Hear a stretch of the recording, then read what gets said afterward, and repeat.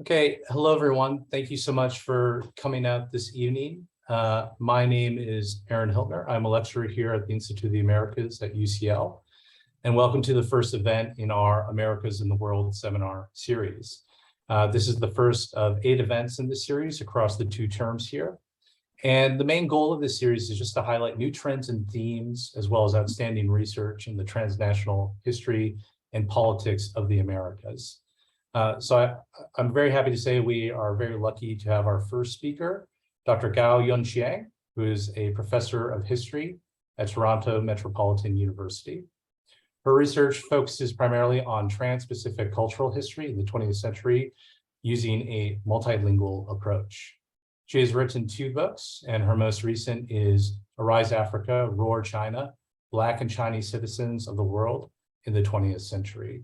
And that was published by the University of North Carolina Press in December 2021. Professor Gao has published articles in venues such as History Today, the Du Bois Review, Gender and History, the Journal of East Asian Relations, and Modern Chinese Literature and Culture. And several of her articles have been translated into Chinese. She is currently finishing 2 biographies, modeling a transnationalized Asian and Asian American history. They are tentatively titled Su Yang, a Hollywood actress and cosmopolitan of the Asian diasporas, and Wang Yung, from Child Bride, Shanghai's literary star, to the Trans-Pacific drama queen. So I'm now going to turn it over to Professor Gao, and then after our presentation, we will open up things for questions. Okay, good evening, everybody. Welcome all. Thank you, Professor Hiltner, for organizing this event. And thank you everybody being here. So this talk is adapted from my book right here, Arise Africa, Roar China, Black and Chinese Citizens of the World in the 20th Century, published by UNC Press. As you can see from this cover, this book is about the global interactions of 5 citizens of the world. And particularly their passages over the murky and often treacherous trans-Pacific political and ideological and political landscapes. Okay, so for most of the people here, probably the most famous 20th century African American cultural giants, such as W.E.B. Du Bois and Paul Robeson and Leslie Hughes, need little introduction.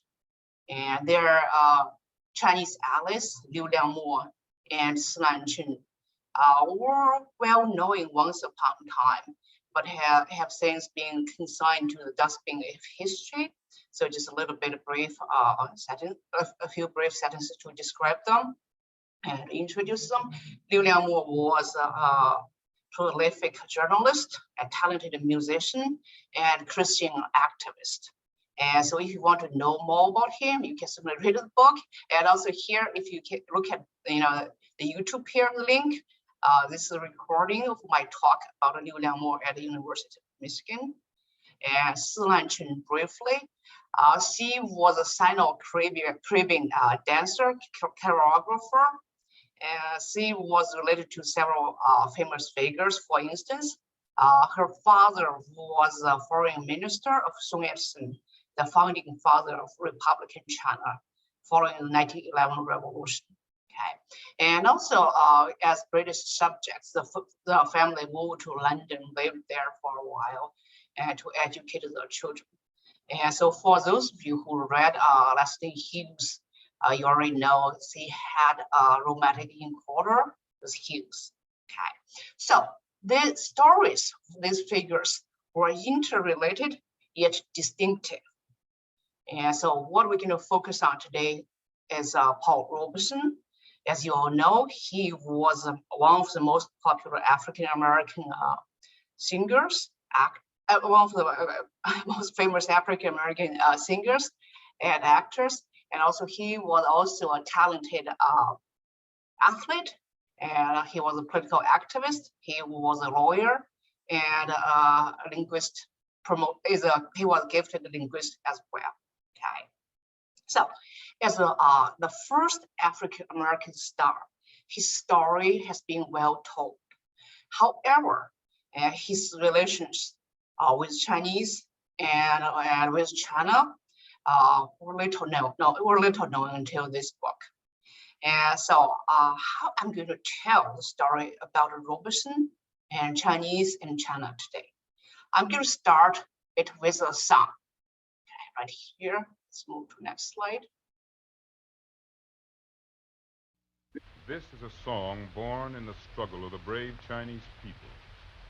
It begins, Qi Lai, arise, you who refuse to be bond slaves, and ends, Chen Jing, march on.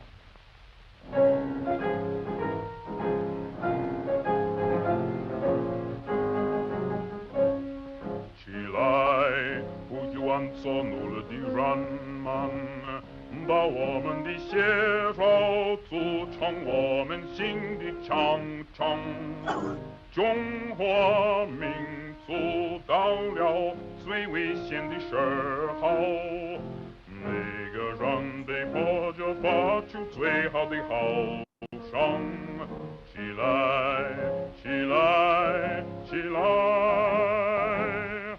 我们万众一心，冒着地上的炮火前进，冒着地上的炮火前进，前进，前进，进。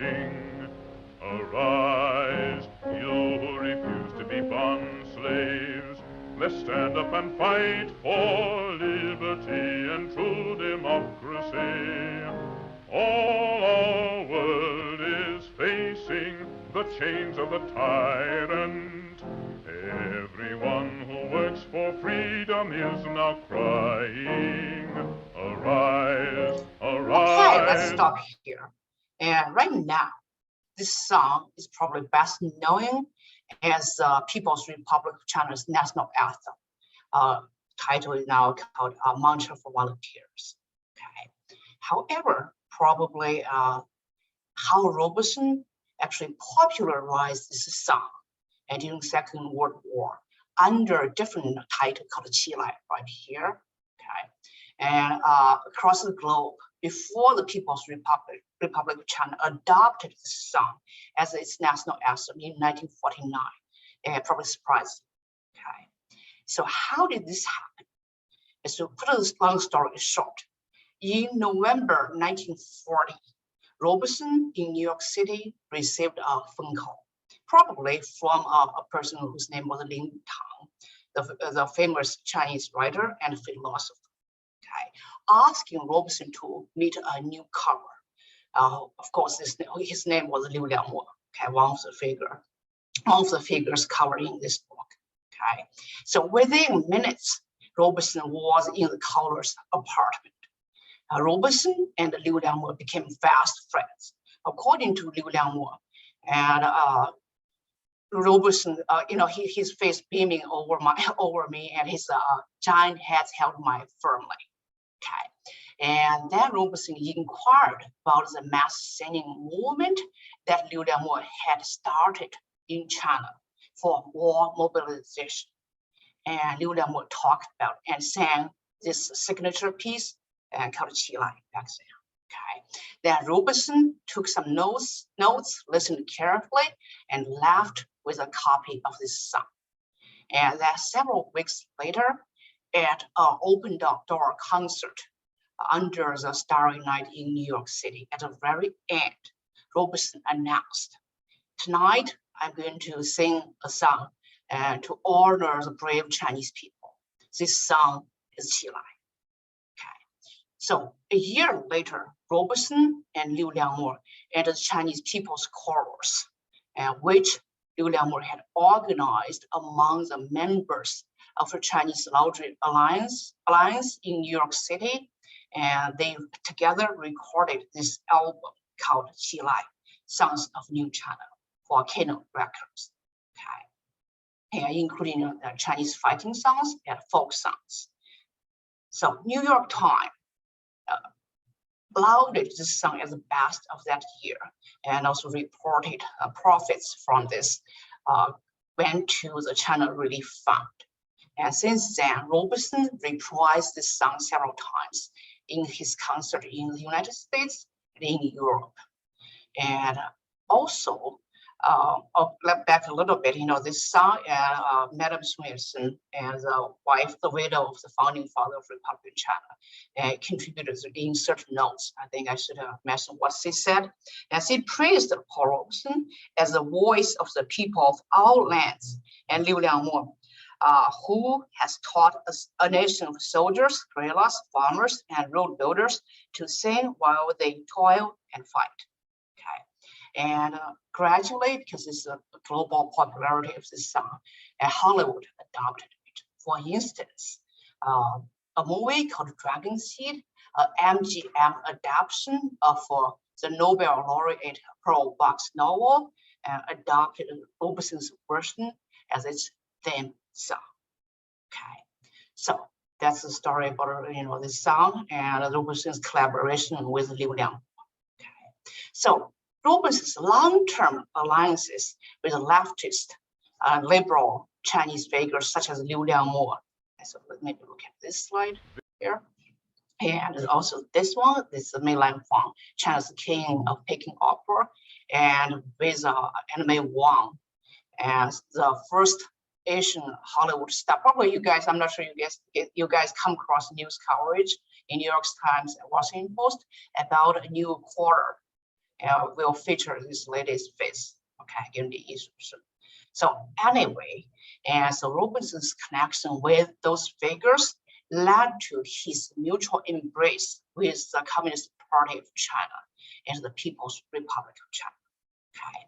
At the moment of the CCP's 1949 victory, and Robeson, of course, fought many things to praise, to be happy about. And especially, of course, he was happy about the adoption of Qilai as national anthem, which he had predicted long ago. Okay, so to celebrate the establishment of the People's Republic of China on October 1st, 1949, Robeson led a group of people saying Qilai on the street of Harlem. Okay, also he famously telegrammed Chairman Mao Zedong to congratulate the new regime. So what did he say in the telegram? And so he said, "We celebrate the birth of the People's Republic of China because it is a great force in the struggles for world peace and human freedom." So the content of this telegram was immediately printed in the People's Daily, the mouthpiece of the CCP. Okay, so by now, Robeson was enshrined as a fearless and reliable friend of China, okay, a source of solid support, which Robeson needed badly at this point. Why? Because the U.S. was escalating attacks on Paul Robeson because of his politics. Okay, and so anyway, throughout the 1950s in the People's Republic of China, Robeson was promoted as a heroic revolutionary model to inspire Chinese socialist citizens. Okay, and so he was only Black person accorded such a high honor as a model to inspire. Okay, so this unprecedented heroic model standards marked a new image of Blacks in China. Okay, actually served as a milestone in terms of Sino-Afro relationships. So why I'm saying this, and probably I could explain this better by go back to history a little bit and to introduce some historical background first. Okay, so before 1949, in Republic of China, and the Black image was dominantly about so-called quote-unquote primitive athletic and musical persona, and also commercialized exoticism. So that was dominant image about Black people. Okay, and the mainstream media back then rarely covered Black celebrities, but they made an exception for Paul Robeson because of his global fame. Okay, for instance, And Shanghai theaters screened his most famous movie, Emperor Jones. Okay, and as you can see, if you read Chinese, for the left side, this advertisement featured in the Shanghai Daily, arguably is the most popular contemporary periodical. And so the title was translated as End of the King, invoking a historical Chinese figure about 2,000 years ago. Okay, and this advertisement and also praised his, this was his masterpiece, and also the couplet here invoked the story of the Xiang, the Chinese historical figure they connected with Paul Robeson. Okay, and also on the right side, as you can see, this still from this movie, and also in other periodicals. And so the caption here called him a very famous Black actor. Okay, all good, right? So positive, good coverage. And that's sad. And despite his popularity, and Robeson still fell in the category of Black entertainers. Black entertainers and musicians, where the primitive stereotypes were reinforced. Okay, so for instance, there was another popular newspaper called Da Gongbao. Okay, and they celebrated the box office achievements of Robeson's another movie called Sanders of the River. Okay. And however, they translated this title, the title of this movie in Chinese, if I translate back in English, called War in Africa, and also described this the context of this movie as internal atrocities of Africa or in Africa. Okay, so that is to say, despite Robeson's praise and for the Chinese civilization, despite his friendship, long-term friendship with Chinese leftist figures, and despite his political activism to support China's war of resistance against Japan, as a mainstream conservative and failed to recognize him or give him the due respect. So, for instance, there was a periodical called China at War. So that was semi-official English publication in English circulated across the globe. So that China at War promoted the mass singing movement for more mobilization from 1940 to 1945. But throughout, they remained silent on the song, a very popular song, Qilai, or the March of Volunteer, and they never mentioned the album, Qilai. Okay, why? And certainly the leftist origin of the song was a concern. And meanwhile, is a racial image of Paul Robeson as a black entertainer probably was part of the concern as well. Okay, so that was back then, before 1949. Then after 1949, the story was different. Okay, now Robeson was promoted as a heroic revolutionary hero to inspire the whole citizenry. Okay, so therefore, citizens, Chinese public was bombarded with all kinds of publications, publicity materials about and by Paul Robeson. Okay, so right now he was reintroduced as the Black King of Songs. Okay, and who would be the model for not only China, the masses in China, but also across the globe, who perfectly married, how to put this, who embodied the perfect marriage between art and politics. Okay, and so this campaign to reintroduce Paul Robeson as a Black King of Songs was kicked off by one particular article circulated across China and Chinatowns in the US between 1949 and 1950. The title of this article was called The People's Singer Robeson. Okay, who authored this article? Robeson's old friend, Liu Lianghu. Okay.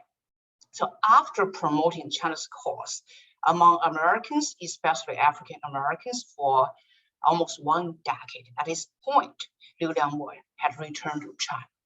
Okay, and he actually pioneered among Chinese to hail and to praise Black greatness without reservation. Okay, and so his piece, this article, started the whole narrative in China about Paul Robeson and this transformation of the narratives from an exotic entertainer to a model and a hero. Okay, so Robeson's piece, as you can see from some of this here, was followed by a whole body of imprints, including biographic essays and articles. And also, as you can see, one of them, some of these print and articles was targeted toward a particular demographic, children, and to instill long-term message. And so this in the format of a cartoon series. So this is just 1 page from a cartoon book. Okay, and also musical books with songs in, with collections of Robeson's songs called Black Spirituals, in both Chinese and English, lyrics, and with a simplified notes became accessible to the general public. And meanwhile, and so this message and this emphasized Robeson as an icon for internationalism, an integral part of socialist value promoted in China, was underlined by his race. Okay, so therefore, and acclaimed as the Black King of Sounds, his physical features were integrated in the discussion of his politics and his art, and mainly, his skin color was highlighted. Okay, so go back a little bit here, and if you look at the covers, some of the covers of the imprints I mentioned, and whenever you have his face here on the cover, you can see the background mostly dark to symbolize his race. Okay, and also the titles of the books in red, and to signal his leftist politics. Okay. Meanwhile, when I mentioned how his color, his physical features were highlighted, for instance, in the People's Daily, and when they, some articles where they talk about Paul Robeson, and they feature sentences like this. Okay. And as long as we have Paul Robeson, Black music's contribution to the world culture is self-evident. And so its editor actually, when talk about, where one of the editors of People's Daily contributed a poetry describing the pig-scale riot in which right-wing mobs attacked Paul Robeson that marked Robeson's political downfall in the United States. Okay, so this person talked about this event, wrote a poetry, and so including the following sentences. Okay, Robeson's dark-faced signs and Robeson's sounds rain. Okay, so far I have talked about and print media, how they were used to promote Robeson's new standards as a hero and as a model. Meanwhile, movies were employed for the same purpose, to spread Robeson's name in China as a hero and as a model. Okay, and so in general, Hollywood movies and European movies were rejected harshly in China. But one movie was one old movie was introduced in China in 1956. What was this movie? It was called Proud Valley. I'm not sure people heard of this. It was the greatest movie in 1939. Greatest movie starring Paul Robeson. Okay, so the People's Daily, the mouthpiece of the Communist Party, introduced this movie with a still of the picture of Paul Robeson in this movie, and commented how the audiences in China celebrated Robeson's 60th birthday by watching this film.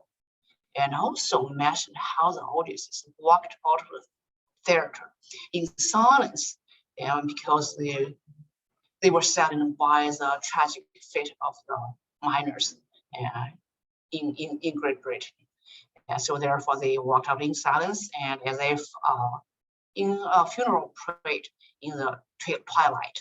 Okay, so and beyond that, as you can see here, the bare-chested, muscular figure of Paul Robeson and served as an inspiring model for Chinese masculinity. Okay, such naked manhood of Paul Robeson, of which some white folk were frightened of, as previously noted by W.E.B. Du Bois, actually was not new in China. So that is to say, this image and here turned out inspiring, turned out to continue to inspire the citizens in People's Republic of China, but it was not new. Okay, as you can see here in the 1933 film, this image was inspired by another figure in a movie called the Glory of Motherhood. Who was this person? Who was this actor in this movie? He was a talented composer of Qilai, the song we played, the national anthem of People's Republic of China. Okay, as you can see here, he painted his body dark and bare-chested. Okay, he proudly circulated this still for himself and autographed to his friends. Okay, so as you can see here, the connection, the source of why was there. Okay, so where we are. So far I have covered the transition of the Paul Robeson's image back in Republic of China and in People's Republic of China. Okay, so let's see what time. Okay, and then to put the long story short, let's fast forward because the time limit here. And today, what was story? That was back in 1950, and then 1960s and 1970s. Suddenly, the official media fell silent on Paul Robeson. What was the reason? Okay, because the Sino-Soviet split. Okay, and so he fell on the wrong side because he was advocating peaceful coexistence among different nations back during the Korean War to support the People's Republic of China. Now in the radical 60s and 70s, the PRC adopted the message about violent struggles. Okay, and so he had to take the side between the Soviet Union and China. He remained silent. And so therefore the PRC responded with silent treatment as well. Okay, so then in 1970, after 1976, and he re-emerged in China as a hero. Okay, so more publications, more introductions, more songs about him. Okay, so what about today? Okay, right now, he remained a hero in China. Okay, and so that is to say, when the nation transformed from socialism into how I put this, into a capitalist, some sort of capitalist system, Robeson remained at a special place in the nation's heart. Okay, although he never traveled to China, but his songs and his deeds, his words, found a receptive audience there.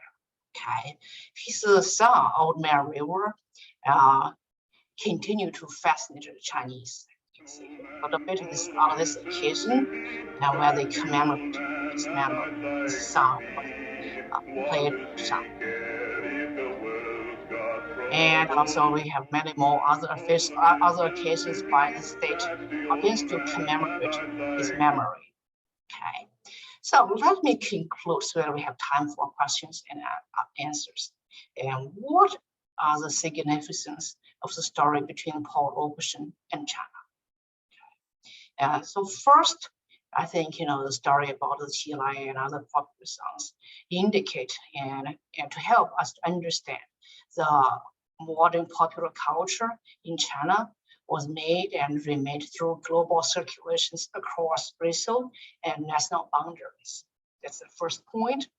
Second, Robeson's story helped us to connect Black internationalism with the story of China and Chinese American with a trans-Pacific narrative. Okay, that's the second point. And third, and probably we all know about the alliances, the connections between the Maoism and between the Maoist PRC and the radical African Americans. And so Robeson's story actually helped us to trace that connection further back. Okay, and that's the third point. Fourth, and I think the most important point here is, and for this class and for the audiences here is, and in general, scholarships on Sino-American relationships tend to treat the United States as default white. So my book on the stories of Paul Robeson and other figures add new dimensions on that narrative by foregrounding African Americans and focusing on the stories of a global anti-colonialism, anti-racism, and popular movement, which are still relevant today. Thank you. So that's my talk. Great, thank you so much. Really enjoyed that, especially hearing him sing Chi Lai. That was excellent. Let's open it up to questions. So if you can use the raise hand function in Zoom, and I will call on you in the order that I see it.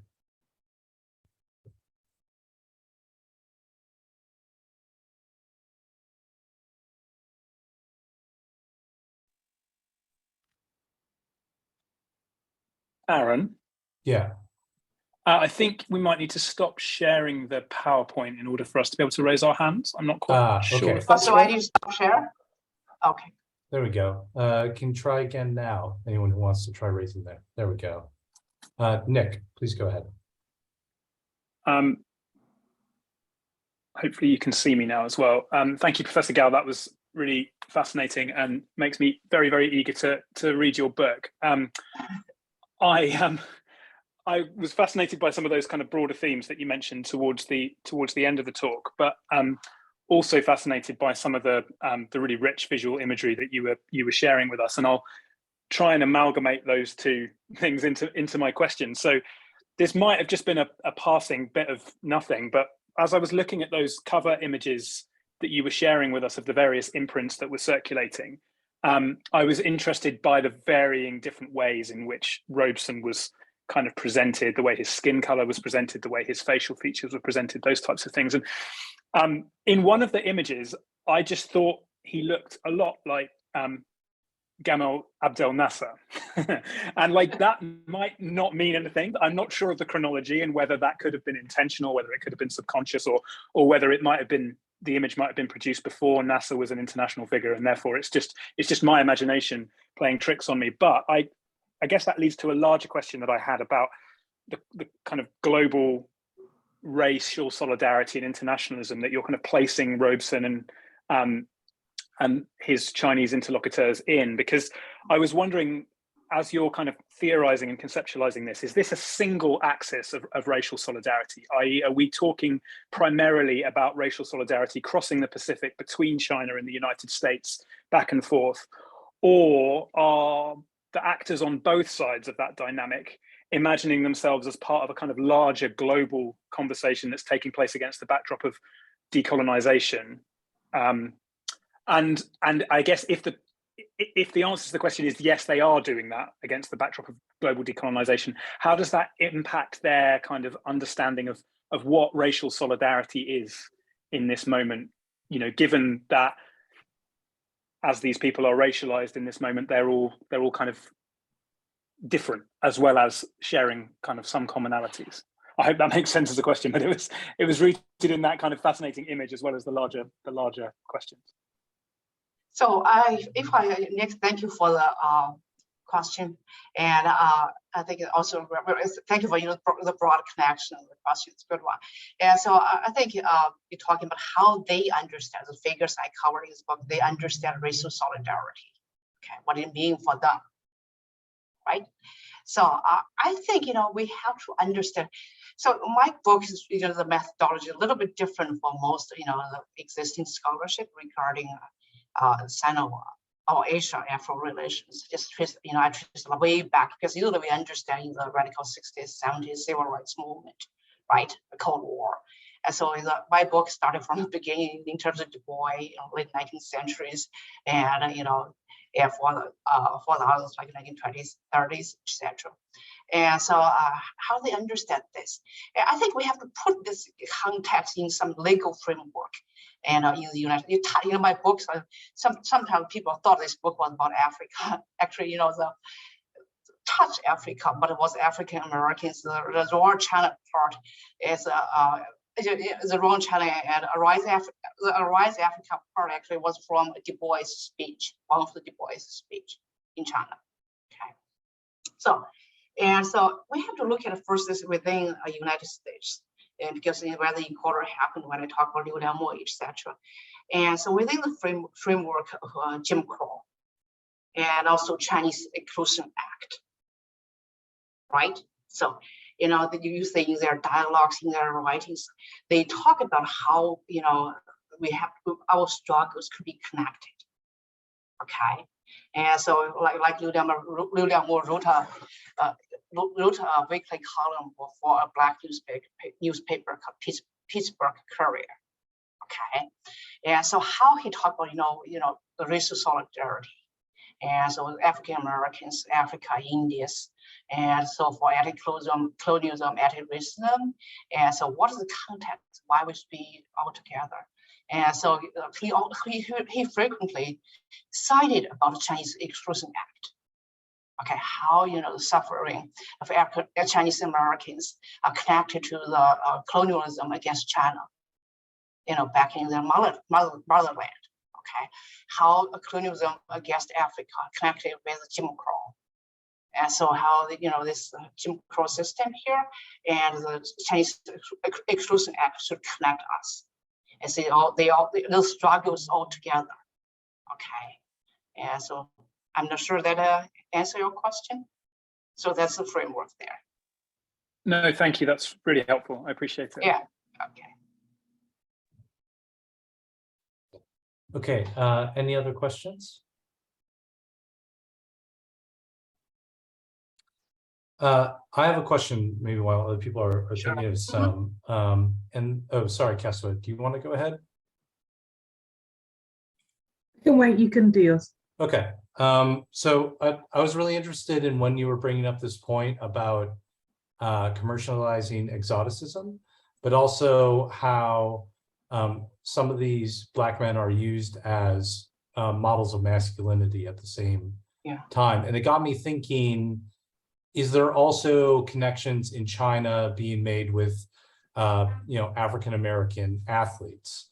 So I'm thinking of someone like Jesse Owens or something like that. Very good. Because in some ways they might be like, right, commercializing the exoticism, but they're also challenging the global color line in interesting ways. So I'm wondering if you've looked at that as well. That's a very good one, Eric.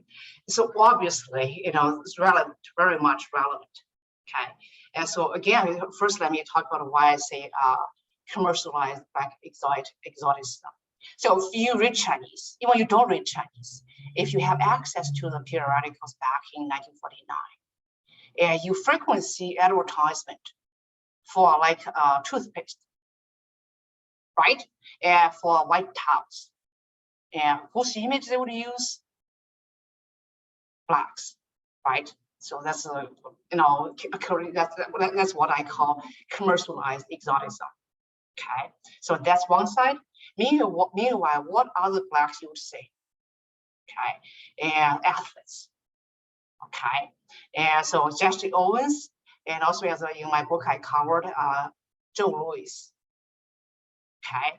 And so featured all these stories, and also in the introduction, you can see how Jesse Owens, even Josephine Baker, and so we're knowing there actually how Jesse Owens and other Black athletes actually in popular periodicals, especially after 1936 Olympics, okay, because China first time set They said athlete before in Los Angeles in 1932, but just one athlete, first time. And then in 1936 was a big deal for China. And they used huge resources, set a whole bunch of team there, but won nothing. Okay, so therefore the periodicals in China ridiculed Chinese athletes for just so weak, won nothing, and totally defeated. Meanwhile, side by side to that coverage was celebrating the strength and the physical prowess and power of Black athletes. And they represented the power, not only strength and power, physical strength and power, not only Blacks, and they said the colored races. Okay, so that helped them feel better. Okay, and also meanwhile, Japan and China was in close competition, right? Because of the war and the environment already, their national crisis under Japan's aggression. And Japanese athletes won, right? And they won some medals in 1936 and also 1932. And so therefore they borrowed this, also Japan and Germany were getting very close at this point. So therefore, the Black athletes, the medals won by Black athletes like Jesse Owens were very meaningful in China. And also, you can say if you read the first chapter about W.E.B. Du Bois, and when he traveled to Japan and China the same year, 1936. Okay, how Japan mastered and utilized the image of Jesse Owens. Okay, in competition against China, how they try to pamper W.E.B. Du Bois and on the side of Japan, connection with Jesse Owens. Okay, so it's all complex connection there articulated in my book. I want to go further about the musicians. Yeah, so you have jazz clubs in Shanghai. A lot of musicians there. We covered about how in my book I covered about how Leslie Hughes encoded the whole thing there. Okay. So does that answer your question, Aaron? Yeah, that's great. That's very helpful. Yeah. Keswa? I wonder if it's kind of a similar sort of question. So now I feel a little bit redundant, but I'm going to ask it anyway. I'm really looking forward to, and I've been playing with and skimmed a few times, but I haven't actually fully sat down and read your chapter on Seelan Chen, the dancer from Trinidad. I'm really looking forward to that because she's not a very well known figure in Caribbean history. So I'm a lecturer here at UCL, colleague of Aaron's and Nick's in Caribbean history. So very excited about that. But also I'm also thinking about what you've kind of previously said this evening about the figure of someone like Claudia Jones, who did visit China, the communist activist from Trinidad via the US and ended up in the UK. And also there's and she's kind of the first, I think, of a sort of series of sort of Black feminist activists in the UK who later visit China. I'm thinking particularly of someone like Olive Morris. And I'm wondering if you don't know these figures or if they don't make it into your analysis, or if they do and I just haven't read the right chapter yet. Is that a helpful question? I don't know. I hope it is. Also, you're asking, that's very good observations. And so you were aware of Seelan Chen before this, or? Before today, but I haven't. I was excited to hear you talk because I'm looking forward to reading that chapter that I've been meaning to read for a while. I think I've read some of the. I think I've read some of the interviews you've talked about her because her dad was because she was Chinese heritage. Her father was like a nationalist in Trinidad, and there were a few kind of migrants from China in the Caribbean in the same sort of period that she in. But she's quite interesting because she's a dancer rather than sort of a political activist in the traditional sense. And I think that's why she's kind of left out of the Caribbean historiography, though she's clearly quite a prominent figure and knows all the, she moves in those circles at the time. Yeah, I actually came across Claudia Jones when I was writing, researching for this book, but I can't include, what I would fit together, right? So not everybody, everything there. Maybe that's something, for the future, you can work on that.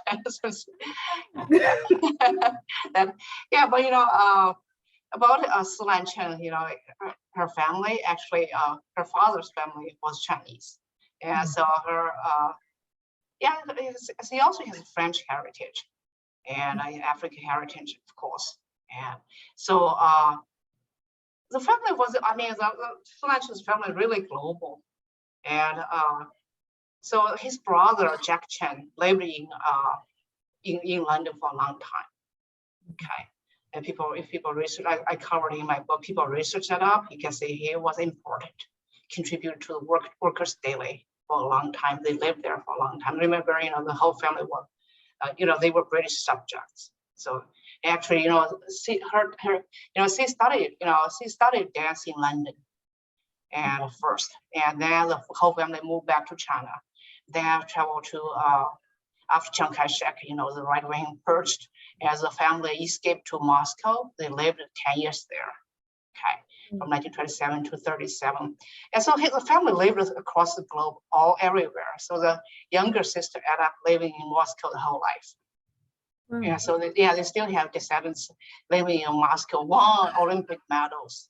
Okay, the Jack Chen's first wife was Russian, etc. And so eventually Silan Chen, if you read the chapter, moved to US, and for 40 years she was treated as an immigrant, and she had to visit. She has to just visit her husband, although her husband was a white American, because of the Chinese Exclusion Act. Later on, because of her politics, her family's politics, she was forced to fighting exclusion, fighting how to say. Just how to say this, they just treated her as a visitor permanently, almost 40 years. Okay, so that's the story about her. Yes. Thank you so much. Do we have any other questions?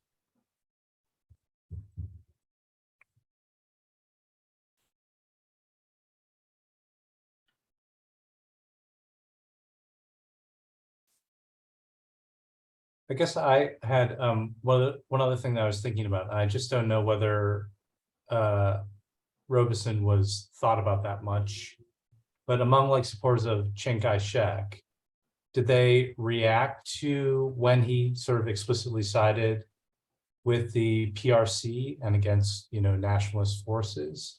Was that thought about much, about the kind of battle for the cultural figures that were already present in China? So you mean after 1949, between the political division between the mainland and Taiwan, the nationalist China, how these figures were treated and thought of, such as Paul Robeson? Okay, yeah, actually that's a good question. And so of course, for Paul Robeson, as Chiang Kai-shek and the Nationalist Party knew he was always close to the Communist Party, right? And so in Robeson's speeches and in the Korean War, so remember during the Korean War, Taiwan were very much relevant. And also, so because of the time limit, I didn't cover it in the chapter about how I mentioned Paul Robeson and the PRC offered mutual support as an individual and as a nation during their most testing moment. Okay, so for Paul Robeson, of course, about the Peekskill Riot, later on his passport, Du Bois, were canceled. So they stored his career. And because no concert halls would hire him, he couldn't travel anywhere. Okay, and so for the PRC, after 1949, immediately the Korean War, and also fought for recognition and in the Western world, and also its position in UN, the United Nations. So that's very much against Taiwan, right? The Nationalist Party. And so Du Bois and Paul Robeson, and they led all kind of campaigns, petitions, and writing letters, publications. And they did everything to help the PRC.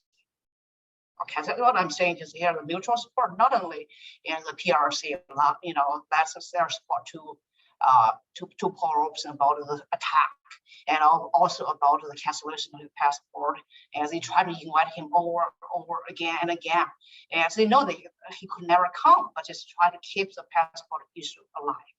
Okay, it's always there, but also in return, Paul Robeson and Du Bois, they always promoting, publishing, and appeal to the public, and to make sure how to put this, to try to make US to shift its policy, official policy, not to support Taiwan in the Civil War. It started a civil war between the PRC and the CCP, between the CCP and the Nationalist Party, how they thought, US shouldn't get involved. And later on during the Korea War, the Du Bois and his wife, the Du Bois and Robeson, argued why this was the right thing for the PRC getting involved in the war. Okay, and also why the PRC should occupy the rightful spot in UN. Okay, so that's very clear. And so, another person who was caught in the middle of the rivals between the CCP and the PRC was Silan Chen. So I mentioned, how over 40 years he was not allowed to settle down, despite the fact her husband was a native-born white American. Okay, so first, before 1946 was because Chinese Exclusion Act. Later on, and so when he applied for the immigration documents, it's a complex story, and put it simple. To put it in short term here. And so again and again, the immigration thought, there was some information about her and her family, and disqualify her, disqualified her to become a permanent immigrant here, or to settle down here. Why? They said we have FBI files on you. Okay, and so the FBI file said this, that about you. And so who was manipulating it makes the FBI continue to follow them, to investigate them? Any guess? So why the FBI wouldn't just give up and to follow her until like the 50s, 60s? Who was stoking the fire continually? The Nationalist Party.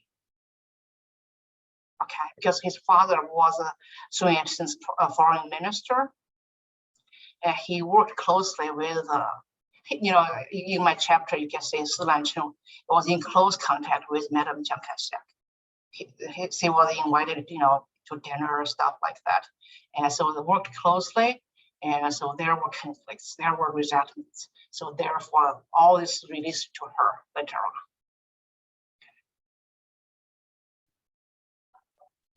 Keswa. Hi again.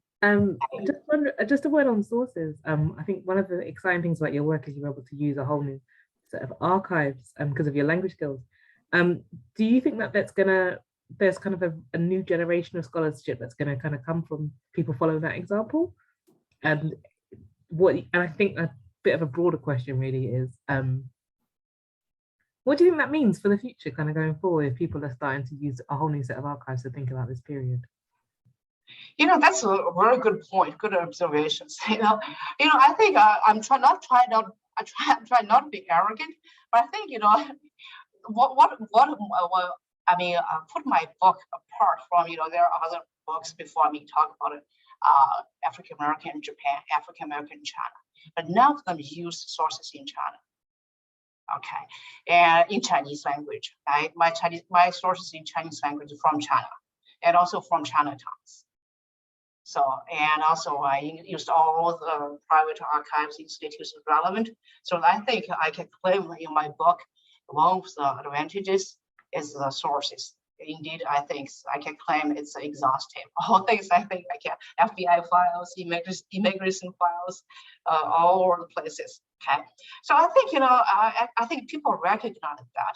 So, for instance, in the next AHA meeting, January 2023, there's a roundtable about this book, and so some other scholars try to build up on what I have done. I can already see, the roundtables inspired by this book, blah, blah, and several other scholars indicate how they could build on this.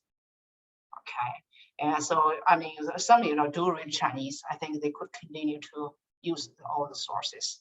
I couldn't cover everything, so there are always spaces for other people to go look at all. Same archives, other sources. Yeah, I think people going in the same direction right now. Did that answer you? Yeah, definitely. Thank you. Great. Are there any final questions?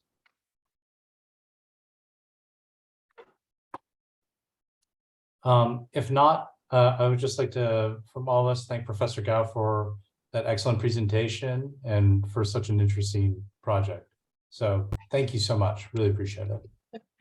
Thank you, everybody. Great. Bye, everyone. Great evening. Bye. Bye. Thank you so much. Thank you. So somebody